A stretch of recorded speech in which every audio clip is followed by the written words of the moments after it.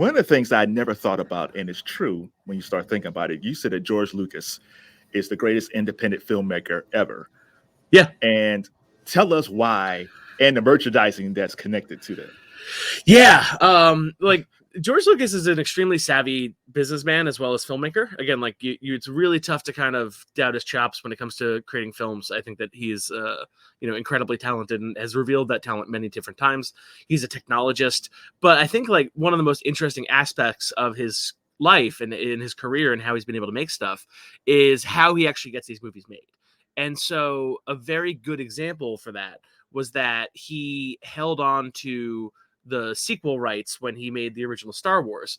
And then when Star Wars was a big hit and they wanted another one, he was like, okay, I'll make another one for you, but I want the toy rights for all this stuff. And, if you watch Empire Strikes Back, it's clearly a guy who knew that Boba Fett was going to move a couple action figures here and there.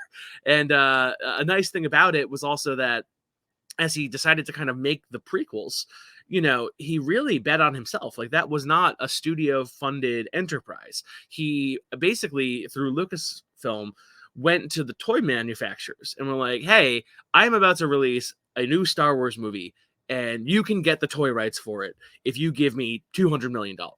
And then he, when they said, yeah, obviously Hasbro would like to be in the George Lucas business. It's a good business to be in. He then took that money and made the film. And then on the success of The Phantom Menace at the box office, he was able to make the subsequent films as well. But the story of Star Wars is impossible to tell without understanding the merchandise element of it, because it really did facilitate those films even getting made. It facilitated them getting conceived.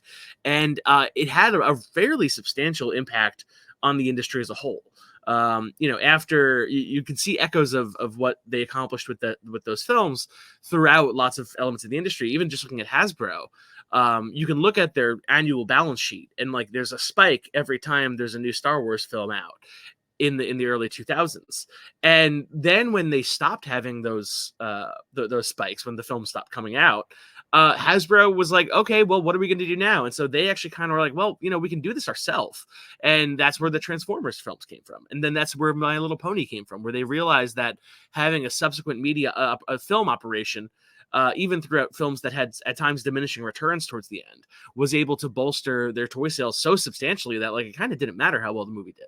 And it's just been I think it rewards the film industry tends to reward people who are innovative when it comes to how they actually can get these things made and not just what they're shooting when they get the cameras rolling.